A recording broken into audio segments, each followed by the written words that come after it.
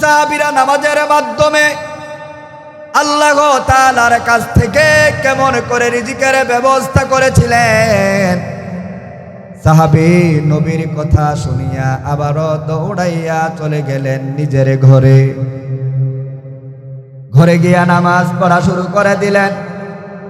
নামাজ শেষ করলেন, ঘরের ভিতরে রিজিকের কোনো ব্যবস্থা হলো না। ওই সাহাবী দৌড়াইয়া আবার চলে গেল নবীজির কাছে। চিৎকার দিয়া ডাক দিয়া কয়, নবী গো,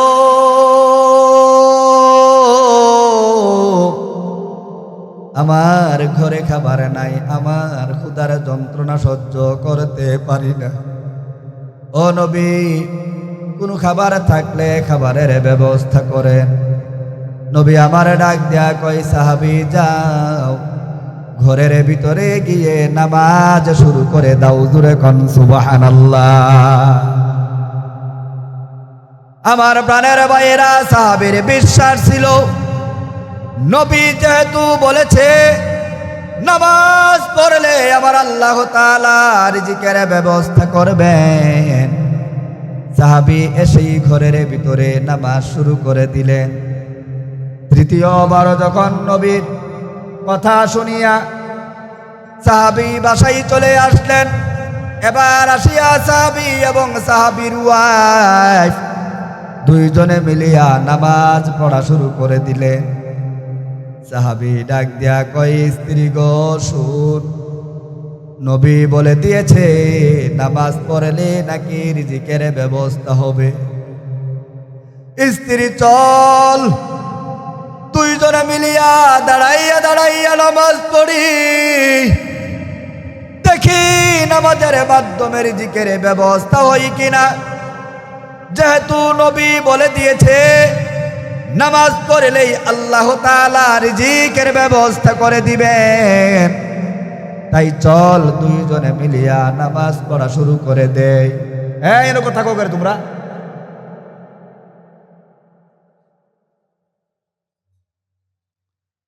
সাহাবী আর সাহাবীর ওয়াইফ দুইজনে মিলিয়া নামাজ পড়া শুরু করে দিলেন। একাগ্র চিত্তে নামাজ শুরু করলেন। তাদের প্রতিজ্ঞা হলো যতক্ষণ পর্যন্ত রিজিকের ফয়সালা না হবে ততক্ষণ পর্যন্ত স্বামী আর স্ত্রী নামাজ পড়া ছাড়বে না। নামাজ পড়তেই থাকবে, পড়তেই থাকবে। আল্লাহ তাআলার কুদরত বোঝা যায় না। সাহাবী এবং সাহাবীর ওয়াইফ দুইজনে মিলিয়া নামাজ পড়া শুরু করলেন। নামাজ শেষ করতে না করতে আওয়াজ পায় তাদের ঘরে যে একটা গম ভাঙ্গানোর চাক্কি ছিল, সেই চাক্কিটা অটোমেটিক ঘোরা শুরু করে দিয়েছে। সুবহানাল্লাহ, আস্তে না জোরে। ও মুসলমান, নামাজ পড়তেছে, নামাজ শেষ করে নাই এখনো, নামাজের মধ্যে থাইকাই আওয়াজ পাইতেছে ঘরের ভিতরে যে চাক্কি আছে এই চাক্কিটা আমার বন্ধুগণ অটোমেটিক ঘুরতেছে। সুবহানাল্লাহ জোরে কইতেন না? আমার প্রাণের ভাইয়েরা, সাহাবী এবং সাহাবীর স্ত্রী দুইজনে মিলিয়া নামাজ শেষ করলেন। নামাজ শেষ করে চাক্কির কাছে গেলেন। চাক্কির কাছে যাওয়ার পর তাকাইয়া দেখে চাক্কি অটোমেটিক ঘুরে চাক্কির চতুর্দিক দিয়া আটা পড়ে। জোরে কোন সুবহানাল্লাহ। আমার প্রিয় বন্ধুগণ, চাক্কি অটোমেটিক ঘুরে চাক্কির চতুর্দিক দিয়ে আটা পড়ে। সাহাবী সেই আটাগুলো সঞ্চয় করলেন। জমাইতে জমাইতে এমন কোনো হাড়ি পাতিল রাখলেন না যেই জায়গার মধ্যে আটা রাখার মতো জায়গা আছে। সাহাবী সব ঘরের ভিতরে যত রাখার মতো জায়গা ছিল সব হাড়ি পাতিল গুলো আটা দিয়া ভরে দিল। জোরে কোন সুবহানাল্লাহ। সাহাবীর মনে মনে ভাবতেছে, মনের মধ্যে একটা কথা জাগতেছে, আহারে চাক্কির মধ্যে গম দিয়া ঘুরাইলে অটোমেটিক ঘুরবে না, গম দিয়া ঘুরাইলে আটা পড়বে। এই চাক্কিটা তো আমি ঘুরাই না, গম দেই না, আটা কোন জায়গা থেকে আসে দেখার দরকার। এবার সাহাবী চাক্কি আঙ্গাইয়া দেখার জন্য গেছে, গম দিলাম না, আটা কোন জায়গা থেকে পড়ে দেখার জন্য চাক্কি অটোমেটিক ঘোরা বন্ধ হয়ে গেছে। জোরে কোন সুবহানাল্লাহ। চাক্কি অটোমেটিক ঘোরা বন্ধ হয়ে গেছে গা। সাহাবী দৌড়াইয়া চলে গেলেন নবীর দরবারে, দুইটা চোখের পানি ফালাইয়া ডাক দিয়া কয়, নবী গো, আমার রিজিকের ব্যবস্থা হয়েছে। নবী গো, এখন আমার ঘরের ভিতরে খাবারের অভাব নাই। ও নবী, আমার ঘরের ভিতরে চতুর্দিকে শুধু আটা আর আটা। নবী আমার ডাক দেয়া কই, সাহাবী কেমন করে এত আটা আসলো? সাহাবী ডাক দেয়া কই, নবী গো, আমি আর আমার ওয়াইফ দুইজনে মিলিয়া নামাজ পড়া শুরু করে দিলাম। ও নবী, নামাজের মধ্যে আওয়াজ পাই আমাদের ঘরের চাক্কিটা অটোমেটিক ঘুরে গিয়ে দেখি চতুর্দিক দিয়া আটা পড়ে। সেই আটা আমি সঞ্চয় করলাম, জমা করলাম। আমি চাক্কিটা আঙ্গাইয়া দেখার জন্য গেলাম, গম দিলাম না, আটা কোন জায়গা থেকে পড়ে দেখার জন্য অটোমেটিক চাক্কিটা ঘোরা বন্ধ হয়ে গেছে। নবী আমার ডাক দেয়া কয়, সাহাবী সর্বনাশ করেছো। তুমি নামাজের মাধ্যমে এমন রিজিকের ব্যবস্থা করেছিলা, তুমি যদি চাক্কিটা ঘুরাইয়া না দেখতা, কিয়ামত পর্যন্ত চাক্কি অটোমেটিক ঘুরতো আর চতুর্দিক দিয়া আটা পড়তো। জোরে জোরে কোন সুবহানাল্লাহ। আমার প্রাণের ভাইরা, ও পর্দার অন্তর আড়ালের মা বোনেরা, গভীরভাবে মনের কান দিয়া শ্রবণ করেন। আমি আপনাদের সামনে যেই আয়াতে কারিমা খানা তেলাওয়াত করলাম, এই আয়াতের ভিতরে আমার আল্লাহ তাআলা মুমিন বান্দা বান্দিগুলোকে ডাক দিয়া বলেন, হে আমার মুমিন বান্দা বান্দিরা, তোমরা যদি আমি আল্লাহর কাছে কোনো কিছুর সাহায্য চাও, দুইটা জিনিসের মাধ্যমে আমি আল্লাহর কাছে সাহায্য চাইবে। কয়টা জিনিসের মাধ্যমে? কয় কথা কোন কয়টা? আমার আপনার সাহায্যর দরকার আছে না নাই? ও মুসলমান, ওরে আল্লাহর বান্দা, সাহায্য চাইলে কার কাছে চাইব? আমি আর আপনি আল্লাহর কাছে সাহায্য চাইব। আমার আল্লাহ ডাক দি কই, বান্দা, তোমরা যদি আমি আল্লাহর কাছে সাহায্য চাও, দুইটা জিনিসের মাধ্যমে আমি আল্লাহর কাছে সাহায্য চাইও। আল্লাহ তাআলা নিজেই বলেন, ওয়াস্তাঈনু বিস-সাবরি ওয়াস-সালাহ ইন্নাল্লাহা মা'আস-সাবিরিন। আমার আল্লাহ ডাক দিয়ে কয়, এক নাম্বার, আমি আল্লাহর কাছে সাহায্য চাইতে গেলে ধৈর্যের মাধ্যমে সাহায্য চাইবে। দুই নাম্বার, আমি আল্লাহর কাছে সাহায্য চাইতে গেলে নামাজের মাধ্যমে সাহায্য চাইবে। নামাজ পড়তে গেলে ধৈর্যের দরকার আছে না নাই? আমার প্রিয় বন্ধুগণ, নামাজ পড়তে গেলে ধৈর্যের দরকার আছে। আমার আল্লাহ তো ডাক দেয়া কয়, বান্দা, দুইটা জিনিসের মাধ্যমে যদি আমি আল্লাহর কাছে সাহায্য চাও, আমি আল্লাহ তোমাদেরকে সাহায্য দিব। এরপরে আল্লাহ তাআলা বলেন, ইন্নাল্লাহা মা'আস-সাবিরিন, ধৈর্যশালীদের সাথে আমি আল্লাহ আছি। জোরে কোন সুবহানাল্লাহ। যারা ধৈর্যশালী তাদের সাথে কে আছেন? কয়ও জোরে কোন। আমার প্রিয় বন্ধুগণ, আল্লাহ আছে যার সাথে, তার সাথে আর দুনিয়ার কোনো কিছুর দরকার পড়ে না। আল্লাহ তাআলা যার সাথে আছেন তার বন্ধু বান্ধবের দরকার পড়ে না। আল্লাহ তাআলা যার সাথে আছেন তাকে কেউ বিপদে ফালাইয়াও রাখতে পারে না। জোরে জোরে কোন ঠিক কিনা? আমার প্রিয় বন্ধুগণ, আমি আর আপনি নামাজের মাধ্যমে ধৈর্যের মাধ্যমে আল্লাহ তাআলার কাছে সাহায্য চাইব। তবে নামাজটা হতে হবে কার মতো? নবী আলাইহিস সালাতু ওয়াস সালাম নিজেই ঘোষণা করে দিয়েছেন, সল্লু কামা রাআইতুমুনি উসাল্লি। হে আমার উম্মতেরা, নামাজ পড়ো সেইভাবে আমি নবী নামাজ পড়ি যেইভাবে। জোরে জোরে কোন ঠিক কিনা? নবীর নামাজের মতো নামাজ ছিল সাহাবীদের। সাহাবীদের নামাজের মতো নামাজ যদি আমার আপনারও হয়ে যায়, সাহাবীরা যেইভাবে নামাজ পড়েছেন সেইভাবে নামাজ পড়লে আল্লাহ তাআলা আমাদের নামাজও সেইভাবে কবুল করে নিবেন। জোরে জোরে কোন ঠিক কিনা? ও মুসলমান, ওরে আল্লাহর বান্দা, মনের কান দিয়া শ্রবণ করেন। সাহাবীরা কেমন নামাজ পড়েছিলেন? সাহাবীরা এমন নামাজ পড়েছিলেন, নামাজের মাধ্যমে তাদের অভাব অনটন দূর করেছিলেন, আপদ বিপদ দূর করেছিলেন। আমি তাজা একটি ঘটনা আপনাদের সামনে বর্ণনা করতে চাই। সাহাবীরা নামাজের মাধ্যমে কেমন করে রিজিকের ব্যবস্থা করেছিলেন।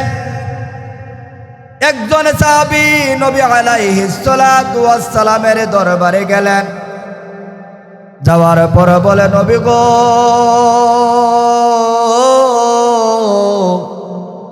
আমার ঘরের ভিতরে খাবার নাই, খিদার যন্ত্রণা সহ্য করতে পারি না। নবী গো, আমার রিজিকের ব্যবস্থা করেন, খাবারের ব্যবস্থা করেন।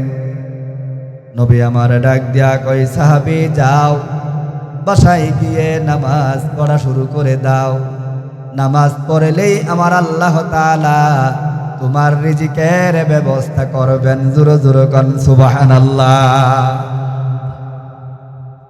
আমার প্রাণের ভাইয়েরা, ওই সাহাবী নবী আলাইহিস সালাতু ওয়াস সালামের কথা শুনিয়া বাসায় চলে গেলেন। নামাজ পড়া শুরু করলেন, নামাজ শেষ করলেন, খাবার দাবারের কোনো ব্যবস্থা নাই। সাহাবী আবার দৌড়াইয়া নবীর দরবারে চলে আসলেন। আসিয়া ডাক দিয়া কই, নবী গো, আমার ঘরে খাবার নাই, খিদার যন্ত্রণা সহ্য করতে পারি না। ও নবী, আমার খাবারের ব্যবস্থা আপনি করে দিন। কথাগুলো মনের কান দিয়া শ্রবণ করবেন। আমি কোনো বানানো ঘটনা বলতেছি না। আমার প্রিয় বন্ধুগণ, সাহাবীরা নামাজের মাধ্যমে আল্লাহ তাআলার কাছ থেকে কেমন করে রিজিকের ব্যবস্থা করেছিলেন। সাহাবী নবীর কথা শুনিয়া আবারও দৌড়াইয়া চলে গেলেন নিজের ঘরে। ঘরে গিয়া নামাজ পড়া শুরু করে দিলেন। নামাজ শেষ করলেন, ঘরের ভিতরে রিজিকের কোনো ব্যবস্থা হলো না। ওই সাহাবী দৌড়াইয়া আবার চলে গেল নবীজির কাছে। চিৎকার দিয়া ডাক দিয়া কই, নবী গো,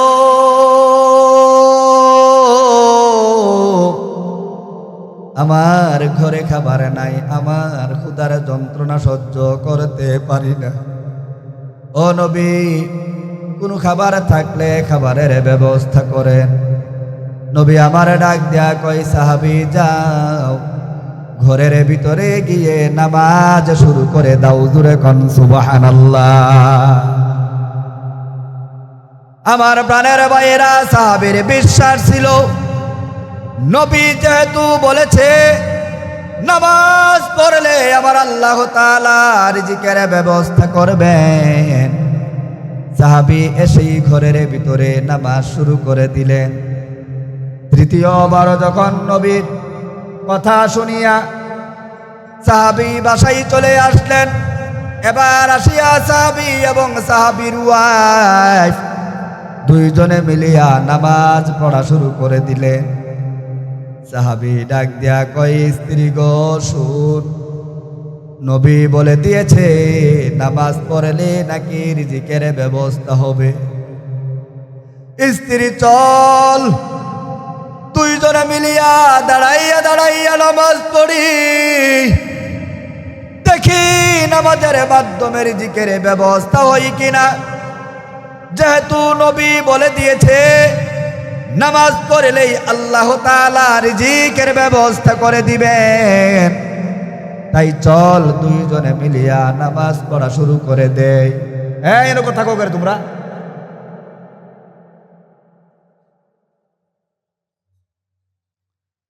সাহাবী আর সাহাবীর ওয়াইফ দুইজনে মিলিয়া নামাজ পড়া শুরু করে দিলেন। একাগ্র চিত্তে নামাজ শুরু করলেন। তাদের প্রতিজ্ঞা হলো যতক্ষণ পর্যন্ত রিজিকের ফয়সালা না হবে ততক্ষণ পর্যন্ত স্বামী আর স্ত্রী নামাজ পড়া ছাড়বে না। নামাজ পড়তেই থাকবে, পড়তেই থাকবে। আল্লাহ তাআলার কুদরত বোঝা যায় না। সাহাবী এবং সাহাবীর ওয়াইফ দুইজনে মিলিয়া নামাজ পড়া শুরু করলেন। নামাজ শেষ করতে না করতে আওয়াজ পায় তাদের ঘরে যে একটা গম ভাঙ্গানোর চাক্কি ছিল, সেই চাক্কিটা অটোমেটিক ঘোরা শুরু করে দিয়েছে। সুবহানাল্লাহ, আস্তে না জোরে। ও মুসলমান, নামাজ পড়তেছে, নামাজ শেষ করে নাই এখনো, নামাজের মধ্যে থাইকাই আওয়াজ পাইতেছে ঘরের ভিতরে যে চাক্কি আছে এই চাক্কিটা আমার বন্ধুগণ অটোমেটিক ঘুরতেছে। সুবহানাল্লাহ জোরে কইতেন না? আমার প্রাণের ভাইয়েরা, সাহাবী এবং সাহাবীর স্ত্রী দুইজনে মিলিয়া নামাজ শেষ করলেন। নামাজ শেষ করে চাক্কির কাছে গেলেন। চাক্কির কাছে যাওয়ার পর তাকাইয়া দেখে চাক্কি অটোমেটিক ঘুরে চাক্কির চতুর্দিক দিয়া আটা পড়ে। জোরে কোন সুবহানাল্লাহ। আমার প্রিয় বন্ধুগণ, চাক্কি অটোমেটিক ঘুরে চাক্কির চতুর্দিক দিয়ে আটা পড়ে। সাহাবী সেই আটাগুলো সঞ্চয় করলেন। জমাইতে জমাইতে এমন কোনো হাড়ি পাতিল রাখলেন না যেই জায়গার মধ্যে আটা রাখার মতো জায়গা আছে।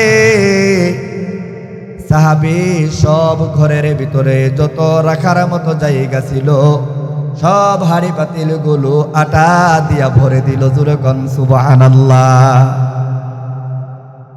সাহাবীর মনে মনে ভাবতেছে, মনের মধ্যে একটা কথা জাগতেছে, আহারে চাক্কির মধ্যে গম দিয়া ঘুরাইলে অটোমেটিক ঘুরবে না, গম দিয়া ঘুরাইলে আটা পড়বে।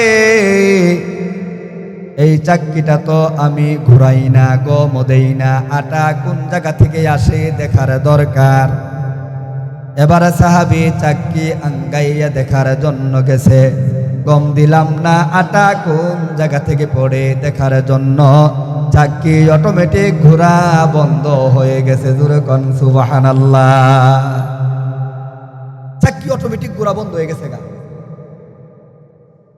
সাহাবী দৌড়াইয়া চলে গেলেন নবীর দরবারে।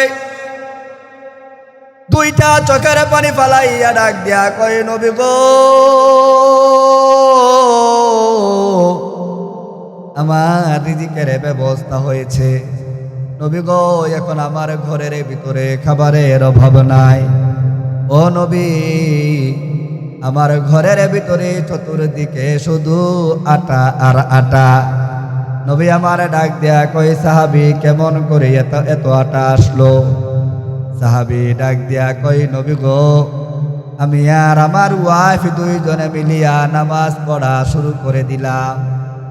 ও নবী, নামাজের মধ্যে আওয়াজ পাই আমাদের ঘরের চাক্কিটা অটোমেটিক ঘুরে গিয়ে দেখি চতুর্দিক দিয়া আটা পড়ে। সেই আটা আমি সঞ্চয় করলাম, জমা করলাম। আমি চাক্কিটা আঙ্গাইয়া দেখার জন্য গেলাম, গম দিলাম না, আটা কোন জায়গা থেকে পড়ে দেখার জন্য অটোমেটিক চাক্কিটা ঘোরা বন্ধ হয়ে গেছে। নবী আমার ডাক দিয়া কয়, সাহাবী সর্বনাশ করেছো, তুমি নামাজের মাধ্যমে এমন রিজিকের ব্যবস্থা করেছিলা, তুমি যদি চাক্কিটা ঘুরাইয়া না দেখতা কিয়ামত পর্যন্ত চাক্কি অটোমেটিক ঘুরতো আর চতুর্দিক দিয়া আটা পড়তো। জোরে জোরে কোন সুবহানাল্লাহ। ভাইও, সাহাবীরা রিজিকের ব্যবস্থা করছে নামাজের মাধ্যমে আল্লাহর কাছ থেকে। কার কাছ থেকে? আল্লাহর কাছ থেকে। এবার প্রশ্ন করতে পারেন, হুজুর এটা কিয়ামত পর্যন্ত ঘুরলো হইলে কেমনে আর আড়া পড়লো হইলে কেমনে? এটা তো সম্ভব ছিল না। আল্লাহ পাক সম্ভব হইলে, আল্লাহ পাক করলে সম্ভব হয় কি হয় না? তার বাস্তব প্রমাণ হলো হযরত ইসমাঈল আলাইহিস সালাতু ওয়াস সালামের পায়ের আসরের বরকতে, পায়ের আসরের বরকতে যেই জমজম কূপের সৃষ্টি হয়েছে, সেই জমজম কূপ এখনো আছে না নাই? কথা কয় না, আছে না নাই? সারা পৃথিবীতে এই জমজমের পানি নেওয়া হচ্ছে, সারা পৃথিবীতে সাপ্লাই হচ্ছে। আমার প্রিয় বন্ধুগণ, জমজমের পানি 1 ইঞ্চি উপরে না, নিচে নামে না, কিয়ামত পর্যন্ত শর্ট পড়বে না। চিৎকার দিয়া কোন ঠিক কিনা? রে যাতা হয়ে উঠছে দি। আমার প্রিয় বন্ধুগণ, এবার আমার কথা হলো, সাহাবীরা নামাজের মাধ্যমে রিজিকের ব্যবস্থা কার কাছ থেকে করছেন? আর আমরা যারা নামাজ পড়ি, আমাদের নামাজের মধ্যে মন বসে না, নামাজের মধ্যে ভেজাল, রোজার মধ্যে ভেজাল, হজের মধ্যে ভেজাল, যাকাতের মধ্যে ভেজাল, আছে না নাই? জোরে করে আছে না নাই? আমার প্রিয় বন্ধুগণ, এই ভেজালওয়ালা ইবাদত করলে আল্লাহ তাআলা সেই ইবাদত, আমার আপনার ইবাদত কবুল করবে না। আমাকে আপনাকে ভেজাল মুক্ত ইবাদত করতে হবে, শিরিক মুক্ত ইবাদত করতে হবে, বেদাত মুক্ত ইবাদত করতে হবে। চিৎকার দিয়া কোন ঠিক কিনা? সম্মানিত বন্ধুগণ, আমার আপনার নামাজের মধ্যে ভেজাল কেমনে? আমি আর আপনি 20 বছর যাবত নামাজ পড়ি, আজ পর্যন্ত পারলাম না সূরা ফাতিহাটা ঠিক করবার লাগি। এমন কিছু গজব্বা মুসল্লি আছে না নাই? কথা কয় না, আসেনি? দেখি সাংবাদিক ভাই না, আপনি নিচে বসেন কে রে উফরায়, আর আপনি মানুষটা কালা কামদ করেন বালায়। আপনি মনে করছেন আমি আপনার চিন্তাম না? আমি চিনুন না ফিলিয়া। যাই হোক, আমার প্রিয় বন্ধুগণ, আপনারা খেয়াল করে দেখেন যে আমার আপনার নামাজের মধ্যে ভেজাল আসেনি? কথা কয় না, আসেনি? 20 বছর ধরে নামাজ পড়িও, আজ পর্যন্ত পারছি না রুকুটা ঠিক করবার লাগি, আজ পর্যন্ত পারছি না সেজদাটা ঠিক করে দিবার লাগি, আজ পর্যন্ত পারলাম না বেতেরের নামাজের যে দোয়াটা আছে, দোয়ায় কুনুতটা ঠিক করে পড়বার লাগি। এমন মুসল্লি আছে না নাই? ভাইও, নিজের ভুলটা ঠিক করতেছি না, কিন্তু ইমাম সাহেবের ভুলটা ঠিকই ধরতাম পারি। আসেনি এমন মুসল্লি? গজব্বার ঘরের গজব্বা, তোর নিজের ভুল ঠিক কর, ইমামের ভুল পরে ধর। জোরে কোন ঠিক কিনা? আমগর দেশের অধিকাংশ ইমাম সাহেবেরা কিছু গজব্বা মুসল্লির কাছে নির্যাতিত, নিপীড়িত, নিষ্পেষিত। চিৎকার দিয়া কোন ঠিক কিনা? সৌদি আরবে যান, ইমাম সাহেবের যেই সুন্দর গাড়ি দিয়া এদেরকে সংবর্ধনা দেওয়া হয়, 5 ওয়াক্ত নামাজ পড়াইব, ভালো দামি মানের সবচাইতে বেশি বেতন যা, এটা হইল ইমামের। এটা কার কথা? বলে কার? সৌদি আরবে সবচেয়ে বেশি বেতন যা, এটা হইল ইমাম সাহেবের। ভালো মানের দামি গাড়ি যার, এটা হইল ইমামের। রামগড় দেশের সবচাইতে কম বেতন যার, এটা হইল ইমামের। জোরে জোরে কোন ঠিক কিনা? বেতন দিতে পারে না, কিন্তু ইমামের ভুল ধরতে পারে। এমন মুসল্লি আছে না নাই? কারবারটা কি? ও জেডা, কারবারটা কি? তুমি নিজের ভুল নিজে সংশোধন করতে পারো না, নিজের ভুল নিজে ধরতে পারো না, ইমামের ভিতরে লাগিয়ে তো রে। দেখবেন 50 টাকা বেতন, বছরে 6 মাস বাহিত আসেনি? যদি বেতন উঠাবার লাগে যা কি গেছি গা নাকি এলাকা ছাইরা? এলাকা ছাইরা তো গেছি না, দিমনে। রামগড় দেশে ইমাম সাহেবরা যদি মাঝে মধ্যে কিছু টেহা বেশি পায়, চায়ের দোকানের মধ্যে একের বিরুদ্ধে আড্ডা বসা, কইবারে পাইছে ও কত পাইছে গত রমজানে পাইছিল 32,000, এবারে পাইছে 33,000। জোরে কোন ঠিক কিনা? আলেমুল আমাদের টাকার দরকার মিয়া। আলেমুল আমাদের টাকা হলে তারা মসজিদ করবে, মাদ্রাসা করবে, ছেলে মেয়েগুলোকে ইসলামের উচ্চ শিক্ষায় শিক্ষিত করার জন্য চেষ্টা করবে। তারা বোর্ডিংয়ের মধ্যে সন্তানগুলোকে ফ্রি খাওয়ানোর জন্য, লিল্লা বোর্ডিংয়ে খাওয়ানোর জন্য চিন্তা ভাবনা করবে না। আর কিছু মানুষের টাকা হলে তারা আগে সিনেমা হল করে, যাত্রার হল করে, এমন লোক আছে না? না।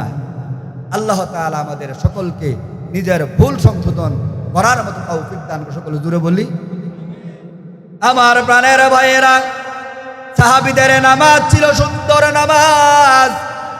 এই নামাজের মাধ্যমে সাহাবীরা রিজিকের ব্যবস্থা আল্লাহ তাআলার কাছ থেকে করেছেন। কারণ সাহাবীদের বলা এবং চাওয়া সব কিছু তাদের এক ছিল। মুখে ছিল চা, মুখে ছিল যা, অন্তরে ছিল তা। সাহাবীরা নামাজের মধ্যে তেলাওয়াত করতেন, ইয়্যাকা না'বুদু ওয়া ইয়্যাকা নাস্তাঈন। সাহাবীরা পড়তেন, আল্লাহ গো তোমারও ইবাদত করি, তোমার কাছেই সাহায্য চাই। তোমার দরবার ছাড়া কারো কাছে সাহায্য চাওয়ার মতো জায়গা আমাদের নাই। জোরে জোরে কোন ঠিক কিনা? আমরা নামাজের মধ্যে পড়ি ইয়্যাকা না'বুদু ওয়া ইয়্যাকা নাস্তাঈন। আল্লাহ ইবাদত করি তোমার কাছে সাহায্য চাই। আর আমি আর আপনি ইবাদত করি আল্লাহ, সাহায্য চাই খাজা বাবার দরবারে। এমন কিছু মগা বাংলাদেশে আছে না? না কথা কয়টা আসেনিও? অনেকে এমন আছে মসজিদের মধ্যে নামাজ পড়ে, কিন্তু তার ছেলে না হওয়ার কারণে, মেয়ে না হওয়ার কারণে লাল শালওয়ালার দরবারে কাশি লইয়া যায়, মান্নত করে। এমন কিছু মগা বাংলাদেশে আছে না? না কই নাম্বারের মগা হইলে এমন কাম করতে পারে? আমি তো মনে করি নাম্বার ছাড়া মগা। নাম্বার লাগানোর মতো জায়গা নাই। যেই জায়গার মধ্যে আল্লাহ তাআলা নিজেই বলে দিয়েছেন, বান্দা তুমি বলবা আল্লাহ ইবাদত করি তোমার, সাহায্য চাইব তোমার কাছে। আমার আপনার ছেলের দরকার হলে, মেয়ের দরকার হলে কার কাছে চাইব? আল্লাহর কাছে চাইব। আমার আপনার মেয়ের দরকার, ছেলের দরকার, আল্লাহর কাছে চাইব। মসজিদের মধ্যে যাইব, নামাজ পড়ে বলবো, আল্লাহ ও একটা সন্তান তুমি আমারে দিও।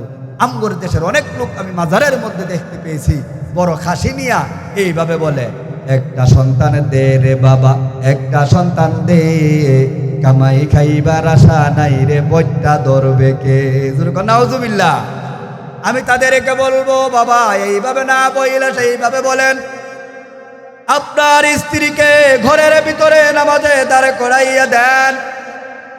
আপনি নিজে মুসল্লি হইয়া মসজিদের ভিতরে ঢুকেন।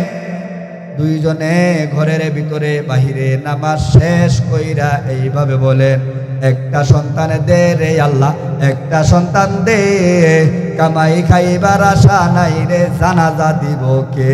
জোরে জোরে কোন ঠিক কিনা? এমন একটা সন্তানের দরকার, যে সন্তান নাকি বাবার লাশটা কাঁধে নিয়া মাঠ পর্যন্ত যাইবে, মাঠের মধ্যে জানাজা পড়াইতে পারবে, বাবার লাশটা কবরের মধ্যে নামাইতে পারবে। এমন একটা সন্তান প্রতিটা মানুষের দরকার আছে না নাই? কথা কই না আছে না নাই? আমার কথা কি আপনারা ক্লিয়ার বুঝেন? আপনারা খালি এই ফিলিপিল চাওয়াশি করতেছেন কে লেগি? হাফিজুর রহমান সিদ্দিকী কোন সময় আইব? ও আমি না চাল্লে বেড়া আইতারবো? কথা কই না, আমি না চাল্লে আইতারবো? আমার দিকে খেয়াল করেন, আমি মানুষটা কাইলে হইতাম পারে। কথাগুলো তো একটা খারাপ কইতেছি না, কথাগুলো কাজের নাও কাজের, কথা কই না কাজের নাও কাজের। মাশাআল্লাহ। আমার প্রিয় বন্ধুগণ, আমি আর আপনি সন্তান চাইলে কার কাছে চাইব? আল্লাহর কাছে চাইব। আল্লাহর কাছে সন্তান চাইতে হলে কিসের মাধ্যমে চাইব? ধৈর্য এবং নামাজের মাধ্যমে। কিসের মাধ্যমে? আমার প্রাণের ভাইয়েরা, ধৈর্য এবং নামাজের মাধ্যমে আমি আর আপনি আল্লাহ তাআলার কাছে সাহায্য চাইব। তবে আমি আর আপনি আল্লাহ তাআলার ইবাদত করব। আমার আপনার নামাজের মধ্যে ভেজাল, রোজার মধ্যে ভেজাল, হজের মধ্যে ভেজাল, যাকাতের মধ্যে ভেজাল। আমার প্রিয় বন্ধুগণ, আমি আর আপনি অনেক সময় নামাজ পড়ে লোক দেখানো নামাজ, আবার অনেক সময় রোজা রাখি রূপ দেখানোর জন্য, আবার অনেক হাজিরা হজ করে হাজি নাম ফাটাইবার জন্য। এমন হাজি বাংলাদেশে আছে না নাই? পীর সাহেব মুস্তাক ফয়েজি, ওই যে নাগাইশ দরবার, কুমিল্লা নাগাইশ দরবার শরীফের পীর সাহেব মুস্তাক ফয়েজি একটা ঘটনা কইছে। এক লোক বলে গেছে এক হাজি সাহেবের কাছে। কার কাছে গেছে? ঘুমাই গেছে। কার কাছে? হাজি সাহেবের কাছে গেছে। হাজি সাহেবের কাছে গেছে এই ওয়াজের পোস্টার লয়া। ওয়াজের পোস্টারের মধ্যে লোকের নাম দিছে, মনে করেন আব্দুল জলিল। এই লোকটা যে হজ করে আইছে, আগে হাজি লাগাইছে না অথবা আলহাজ লাগাইছে না, না লাগানোর কারণে ডাক দিকে, বেটা 6 লাখ টাকা খরচ করে হজ করছি, হাজিটা লাগাইতে না? এমন নাম ফাটাই না হাজি বাংলাদেশে আছে না নাইও? হ্যাঁ, আয় হায় হায় হায়। আল্লাহ তুমি আমাদের সকলকে সর্ব ধরনের ভাইরাস থেকে হেফাজত করো। সকলে জুড়ে বলি, আরো জুড়ে বলি। আমার প্রাণের ভাইয়েরা, ও পর্দার অন্তর আড়ালের মা বোনেরা, আমি আর আপনি নামাজের মাধ্যমে, আমি আর আপনি ধৈর্যের মাধ্যমে আল্লাহ তাআলার কাছে সাহায্য চাইব। আমি আর আপনি যদি এইভাবে সাহায্য চাই, দেখবেন আল্লাহ তাআলা আমার আপনার দোয়া কবুল করে নিবেন, আমার আপনার চাওয়া পাওয়া পূরণ করে দিবেন। সম্মানিত বন্ধুগণ আমার, আমি আর আপনি নামাজ পড়ি, নামাজের মধ্যে অনেক ধরনের সমস্যায় পড়ে যায়। আমার প্রাণের ভাইয়েরা, গভীরভাবে চিন্তা করে দেখেন সাহাবীরা কেমন নামাজ পড়েছেন। হযরত আলী রাদিয়াল্লাহু তাআলা আনহুর পায়ের মধ্যে বর্ষার আঘাত লেগেছে। সাহাবীরা তার বর্ষাটা খোলার জন্য টানে, ব্যথায় অস্থির হইয়া আলী রাদিয়াল্লাহু তাআলা আনহু মারে বাবারে কইয়া চিৎকার মারে। আমার প্রিয় বন্ধুগণ, নবী আলাইহিস সালাতু ওয়াস সালাম ডাক দিয়া কই, আমার সাহাবীরা শুনো, আমার আলী রে তোমরা কষ্ট দিও না, এই তীর তোমরা খুলতে পারবা না, তবে খুলতে পারবে একটা কাজ করলে, আমার আলী রে যদি নামাজের মধ্যে খাড়া করাইয়া দাও, আলী দেখবা আল্লাহর সাথে ডাইরেক্ট প্রেমের আলাপ শুরু করবে, তখন টেনে টেনে আলীর পা থেকে বর্ষা খুলে নিতে পারবে। জোরে জোরে কোন সুবহানাল্লাহ। আলী রাদিয়াল্লাহু তাআলা আনহুকে নামাজের মধ্যে খাড়া করাইয়া দিলেন। আলী রাদিয়াল্লাহু তাআলা আনহু নামাজের মধ্যে দাঁড়াইয়া মাওলার সাথে প্রেমের আলাপ করে এই দিক দিয়া সাহাবীরা টানিয়া টানিয়া আলী রাদিয়াল্লাহু তাআলা আনহুর পা থেকে তীর মুবারক খুলে নিলেন, টের পাইলেন না। আমার প্রিয় বন্ধুগণ, সাহাবীরা কেমন নামাজ পড়েছে, সাহাবীরা এমন নামাজ পড়েছে নবী যেমন নামাজ পড়ার জন্য বলেছে। জোরে জোরে কোন ঠিক কিনা? আমগরে একটা মশা কামড় দিলে ভাই সাহেব 3টা থাপড়া দিয়া চুলকানি ফিরি, এমন মুসল্লি আসেনি নাই? হ্যাঁ, আমগরে নামাজের মধ্যে মশা কামড় দিলে নামাজ শেষে মুসল্লিগর বিরুদ্ধে, ওই ইমাম সাহেবের বিরুদ্ধে বিশাল বড় বয়ান চলে। হুজুরে সারাদিন আজেরা খাইয়া কি করেও এটা কোয়েলও লাগাই দিল না। আয় হায় হায় ভাই, সাহাবীরা নামাজ পড়ছে, এই নামাজের মধ্যে দাঁড়ায় গেলে গা দুনিয়ার কোনো খবর থাকছে না। আর আমি আর আপনি নামাজের মধ্যে দাঁড়াইলে দুনিয়ার যত আজে বাজে হিসাব বের করাছে সব মনে থাকে, মনে হয় নামাজ এসে দাঁড়াইলে। এমন নামাজি আমাদের বাংলাদেশে আছে না নাই? দেখবেন নামাজের মধ্যে দাঁড়াইলে মনে হয় মোবাইলটা কই রাখলাম, নামাজের মধ্যে দাঁড়াইলে মনে হয় আলমারির চাবিটা কই থুইলাম, নামাজের মধ্যে দাঁড়াইলে মনে হয় অটোর ভাড়া দিলাম কি দিলাম না। এমন মুসল্লি আছে না নাই? কারবারটা কেউ আমার প্রাণের ভাইয়েরা, এই নামাজ দিয়া পার হওয়া যাবে না। নামাজ সুন্দর করে পড়তে হবে। নামাজ যদি আমি আর আপনি সুন্দর করে পড়ি, তাহলে হাসরের দিনে কঠিন ময়দানে সঠিক হিসাব দেওয়া যাবে।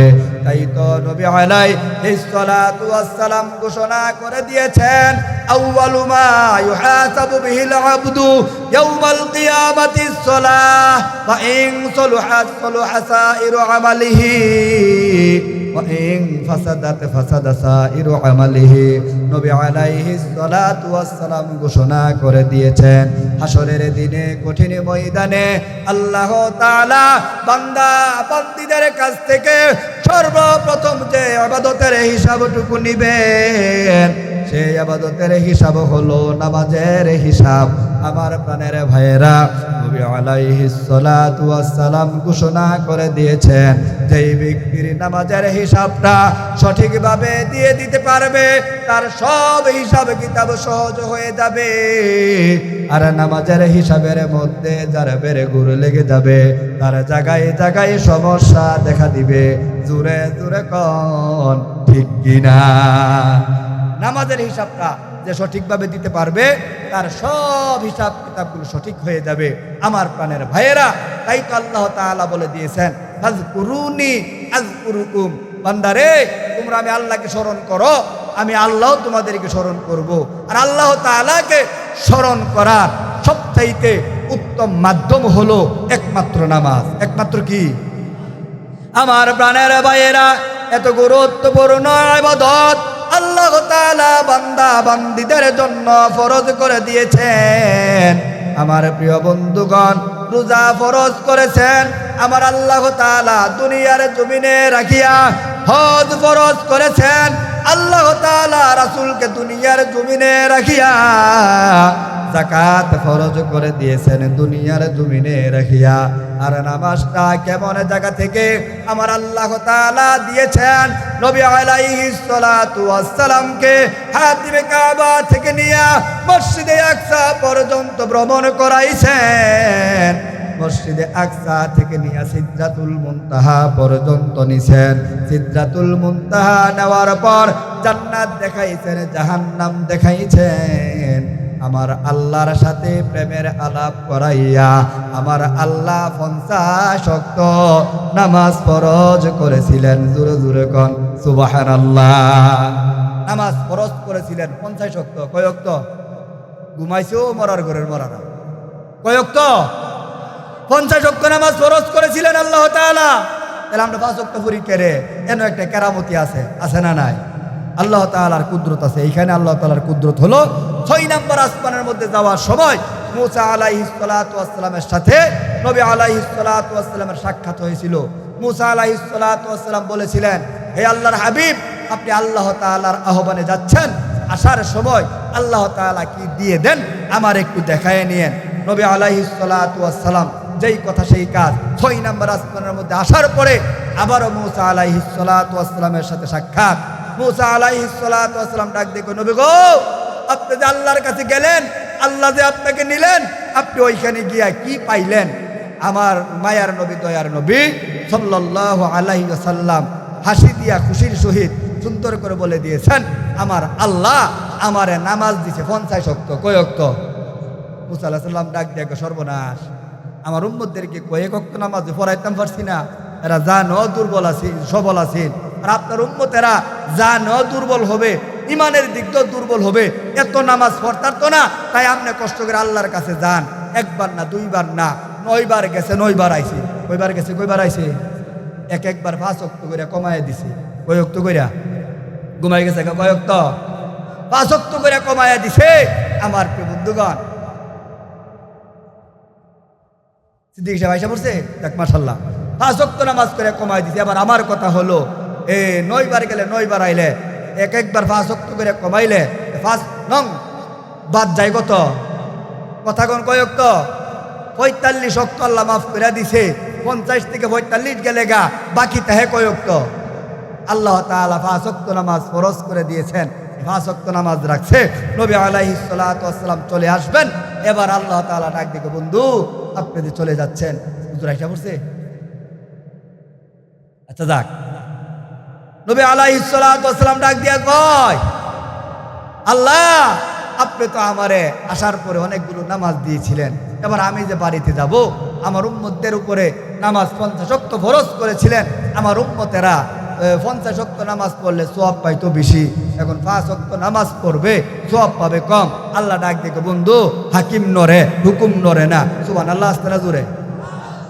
ও বন্ধু, তোমার উম্মতেরা 50 ওয়াক্ত নামাজ পড়লে যেই সওয়াব পাইতো 5 ওয়াক্ত নামাজ পড়লে সেই সওয়াব পাবে। নামাজ দিলাম কমায়া, সওয়াব রাখলাম ঠিক। চিৎকার দিয়ে এখন সুবহানাল্লাহ। 50 ওয়াক্ত থাকলে আমার আপনার নামাজ পড়া হইল, নইলে জীবনও 5 ওয়াক্তই আমরা পড়ি না, আবার 50 ওয়াক্ত জোরে জোরে কোন ঠিক কিনা? অনেক মহিলারা তো এমন আছে ঠাস করে কয় এলাকা, মোল্লারা তো পরের করে খাইয়া কোনো কাম নাই, আজারে থেকে থেকে একটু একটু করে খালি আজান দিয়ে আলা আসেনিও। আর 50 ওয়াক্ত নামাজ হইলে ইমাম সাহেব করে ইমামত হইল, নইলে জীবনও। আল্লাহ তাআলা আমাদেরকে দৈনিক 5 ওয়াক্ত নামাজ গুরুত্ব সহকারে ইহতিমামের সহিত আদায় করার মতো তৌফিক দান করে। সকলে জোরে বলি আমার প্রাণের ভাইয়েরা, এইখানে যারা আছেন এমন মানুষ বহুত থাকতে পারেন যারা দৈনিক 5 ওয়াক্ত নামাজ পড়েন না, সপ্তাহে একদিন পড়েন, এমন মুসল্লি থাকতে পারে। আমার প্রিয় বন্ধুগণ, অত্র মাদ্রাসার মধ্যে এমন ছোট ছোট বাচ্চা আছে যে সকল বাচ্চাগুলো দৈনিক 5 ওয়াক্ত নামাজ পড়ে। গরমের দিনেও পড়ে, শীতের দিনেও পড়ে। শীতের দিনে যেই সকল বাচ্চাগুলো কম্বলের ভিতরে তুষুকের উপরে থাকার কথা, ঠিক সেই সময় ছোট ছোট বাচ্চাগুলো সুন্দর করে ঠান্ডা পানি দিয়া উযু করিয়া নামাজ পড়ে। বিশেষ করে হেফজখানার ছাত্ররা যারা হেফজখানায় হেফজ পড়ে, কোরআন খতম করার জন্য তেলাওয়াত করে, তারা 3টার পরে আর পিঠটা বিছানার মধ্যে লাগাই না। মাদ্রাসার হাফেজ সাহেব তাদেরকে ঘুম থেকে জাগ্রত করিয়া সুন্দর করে কোরআন তেলাওয়াতের মধ্যে লাগাইয়া দেয়। ও মুসলমান, ওরে আল্লাহর বান্দা, আমি আর আপনি দৈনিক 5 ওয়াক্ত নামাজ পড়তে পারি না। 5 থেকে 7 বৎসর, 7 থেকে 10 বৎসরের সন্তানগুলো রাত্রের 3টার সময় উঠিয়া আমার বন্ধুগণ ঠান্ডা পানি দিয়া উযু করিয়া তাহাজ্জুদের নামাজ পড়ে আর ডাক দিয়া কয়, আল্লাহ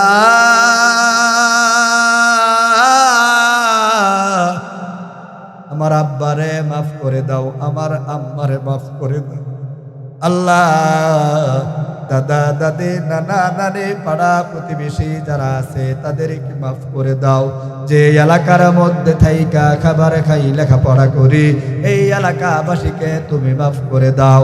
আমার মাদ্রাসার ছোট একটা সন্তান প্রতিদিন আসরের নামাজের পড়ে, তার সাথে একটু হাসি খুশি করি, তার সাথে একটু দুষ্টামি করার চেষ্টা করি। সে জানে না বড় হুজুর কারে কয়। এই সন্তানটা আমারে তুমি তুমি করে বলে ডাকে, কারণ সে তো জানে না আমি যে মাদ্রাসার বড় হুজুর।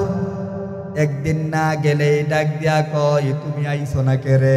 ছোট সন্তান আমারে ডাক দিয়ে কয়, তুমি আইসো না কে রে?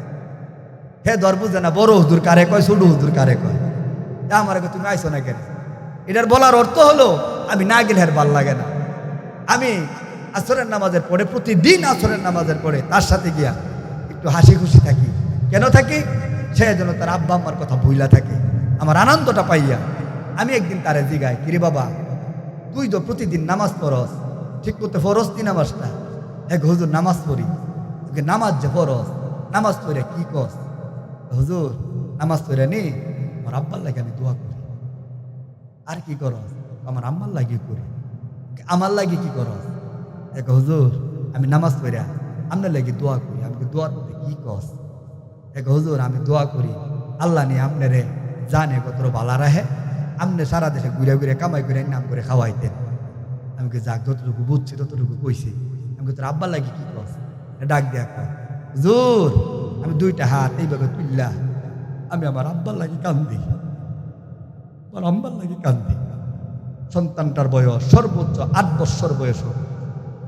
এবার আমার কথা হলো মুসলমান,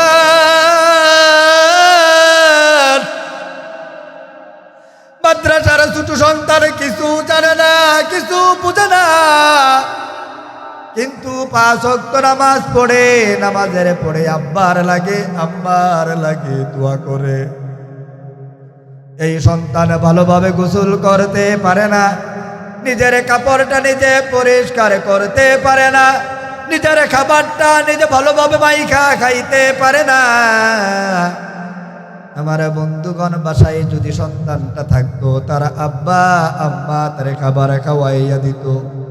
বাসায় যদি থাকতো তার আম্মা তারে গোসল করাইয়া দিত। আমি অনেক সময় দেখতে পাই সে গোসল করার পর লুঙ্গিটাও ঠিক করে পরতে পারে না, এক জায়গা উপরের দিকে আরেক জায়গা নিচের দিকে। আমি যখন দৌড়াইয়া যাই তার লুঙ্গিটা পড়াইয়া দেওয়ার জন্য, সে নিচের দিক দিয়া চাপ দিয়া ধরে। আমি জিজ্ঞাসা করি, কেন তুমি চাপ দিয়া ধরো? হে ডাক দিয়া কই, আমি যদি সারা লুঙ্গি খুলে দেই, ছাড়িয়া দেই, তাহলে আপনি আমার লজ্জাস্থান দেখে ফেলবেন। ছোট সন্তানের কথা শুনিয়া আমি আর দুইটা চোখের পানি ধরে রাখতে পারি না। তারে আমি বুকের মধ্যে জড়াইয়া দইরা ডাক দেয়া কই, বাবা, আল্লাহ তোমার এত সুন্দর বুঝ দিয়েছে, তোমার লজ্জাস্থান যেন কেউ না দেখে, এই জন্য তুমি চাপ দিয়া ধরে রাখো। লুঙ্গিটাও ঠিক মতে পরতে পারো না, এরপরে খাবারটাও ঠিক মতে মাইখা খাইতে পারো না। তুমি 5 ওয়াক্ত নামাজ পড়ো আর আল্লাহর কাছে দোয়া করো। আমি আল্লাহর কাছে তখনই বলি, আল্লাহ এমন সন্তান যেন প্রতিটা ঘরে ঘরে হয়। আল্লাহ তুমি এমন সন্তান প্রতিটা ঘরে ঘরে দিয়া দিও। সকলে বলি আমিন। আমার প্রাণের ভাইয়েরা, এমন ছোট সন্তান আপনাদের মাদ্রাসায় আছে, খোঁজ খবর নিয়ে দেখেন। অনেকের আব্বা আছে আম্মা নাই, অনেকের আম্মা আছে আব্বা নাই। ছোট সময় যাদের মা নাই বাবা নাই, তাদের মতো পোড়া কপালওয়ালা এই জমিনে আর একজনও নাই। আমি গত কয়েকদিন আগে ঢাকা যাচ্ছিলাম, আমার প্রিয় বন্ধুগণ, একটা ছোট সন্তান বাসের ভিতরে উঠলো।